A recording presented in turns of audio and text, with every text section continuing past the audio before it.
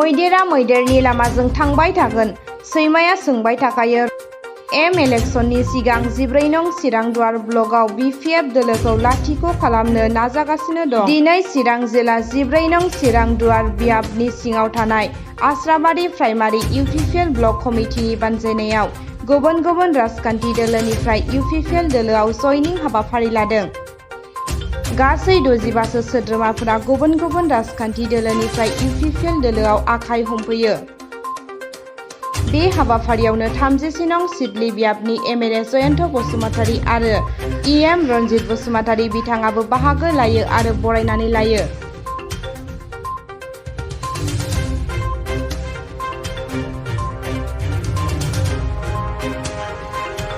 आसामिसाव मोनसे बाथ्रा भाव दं, हाथिটো बय থাকিব कुत्ताটো भुखि থাকিব।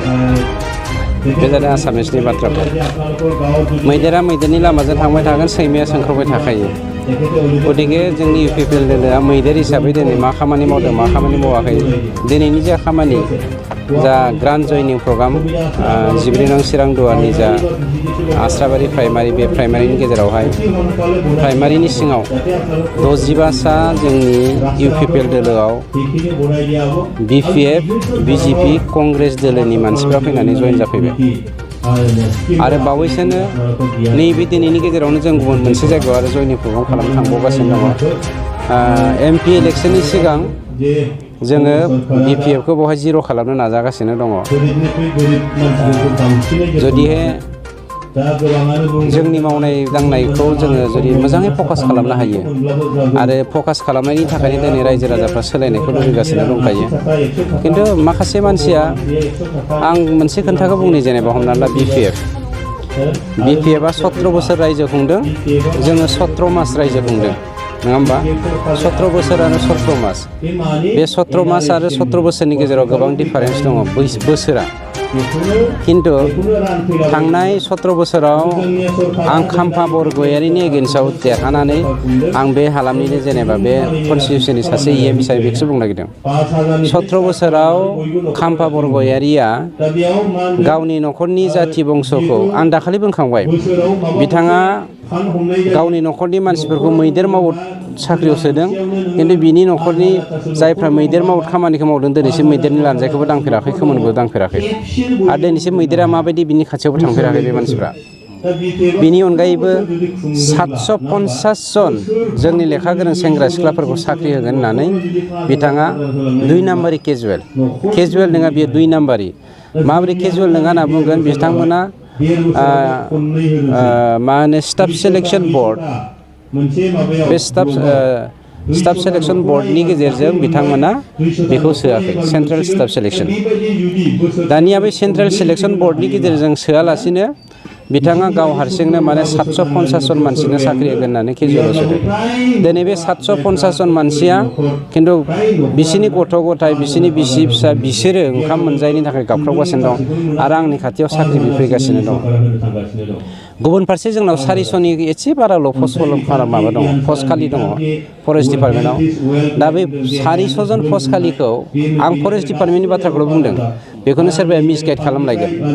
फरेस्ट डिपार्टमेन्टआव 400 पस्ट खालि दं, खाम्फाया सोनानै गालांदों 2 नाम्बारि केजुवेल हिसाबै 750टा पस्ट मानसि। दानिया आं बे 750 जन मानसिखौ होगोन ना जोंनियावहाय 3110 जन मुंख्लं जानाय बिसोरनो साख्रि होगोन, ना आङो एक्स एनडिएफबि बा जोंनि एक्स लेखा गोरों जा एबसुनि गथ'फोरनो होगोन, बे कुइसन फैदों। खिन्थु 400 पस्टआ थोखाया, अब्लाबो जोंनियाव टटेल बिटिसिआवहाय 1100टा पस्ट खालि दङ। बे 1100टा पस्टखौनो जों रानखायै सिखायै मावलायना लालायनांगोन। बिनि अनगायैबो जों स्ट्रेट, आं बेखायनो होनदों सैमाया सोंबाय थागोन, मैदेरा मैदेरनि लामाजों थांबाय थागोन। जोङो माफा मैदेर, जायफ्रा सोंख्रावबाय थादों बिसोरो माफा सैमा। गतिके सोंनो हो, जों बेखौ खाथिर खालामा, जोंनि खामानिखौ जों मावलांबाय थागोन। बावैसो जों गभर्नमेन्ट अफ आसामजों सावरायदों जेरावहाय 9.3 माबा बायदियै जोंहा मा होनो क्लस बायदियै जोंहा पारामिलिटारि आर्मि बायदिसिनायाव सोनो हानायनि मोनसे बेबस्था जोंनो होदों खिन्थु जोंनि जाय एक्स एनडिबिफोर दङ एक्स एबसु वार्कारफोर दङ थांनाय 35 बोसोर रिभलुसन खालामनानै बैसोआ बारायलांनाय बिसोरथ' दिनैनि दिनाव पारामिलिटारि आर्मियाव खारनानै मोना बेनिखायनो जोङो बर'लेण्ड फरेस्ट प्रटेक्शन फर्स मुङै जोंनियावहाय प्राय 2000सो पस्ट क्रिएट खालामनानै बै सेंग्रा सिख्लाफोरखौ जोङो थोंजोङै बर'नि धन सम्पतिखौनो बर'फोरनि हाग्रा बंग्राखौनो रैखाथि होनानै जोंनि सम्पतिखौ जोङो जोंनि रांखान्थि बिथिंखौ जोङो जौगाहोनायनि थाखाय थांखि लादों गतिके जों जोंनि खामानिखौ मावलांगोन 17 बोसोराव जा मावलांदों बेनि बेरेखायै जों 17 मासावनो बहुद खामानि मावनानै देखायबाय जोंनियाव गोबां फोरमान दङ बर्तमानाव समस्ति हिसाबै रायजो राजाफोरनि जौगानायनि माबायदि खामानि मावनानै दङ साफ्रोमबोनि न'खरनि बाला गुदुंखौ जोङो दै लुस सावनानै फिसिनाया गोरलै खोथा नङा गतिके समाजाव जा खामानि मावनांगौ बेखौ जों मावखागोन खिन्थु बेक्ति हिसाबै सोरखौबा सुफुंनो हागोन होननानै आं मिजिं खालामा 17 बोसोराव बिपिएफआ हायाखै आरो 17 मासाव जों हाखायाबो मानोना जोंनि थांखिया जादों जों समाजखौ जौगाहोनाय ग्रेजुवेलि पेरेलेलि जों समानै थांनांगोन बेनिखायनो गामि जौगाहोनाय समाज जौगाहोनाय बहाबा मन्दिर बहाबा गिर्जा बहाबा मस्जिदफोरखौ जोङो जौगाहोनायजों लोगोसे जोङो मोजां आबहावा सृष्टि खालामनानै जोंनि बर'फ्रा जिखि धोरोमानो जायाथों ख्रिस्टियान सतसंगि ब्रह्म बाथौ जिखि धोरोमानो जायाथों बा कृष्ण गुरुआनो जायाथों मानो जोंनि जा बिमा बिफाफ्रा जि धोरोमाव दङ बे धोरोमाव थानाय जोंनि बिमा बिफाफ्रा जोंनि गथ'फोरनो दिनै मोजां माने मा होनो समाजारि बा धोरोमारि जा बिथिंजों फोरोंनांगौ सोलोंथाइ बेखौ जों होनो हायाखै बेखौ जोङो लाबोफिननायनि थांखिजों इकुवेलि जों नोजोर बोदों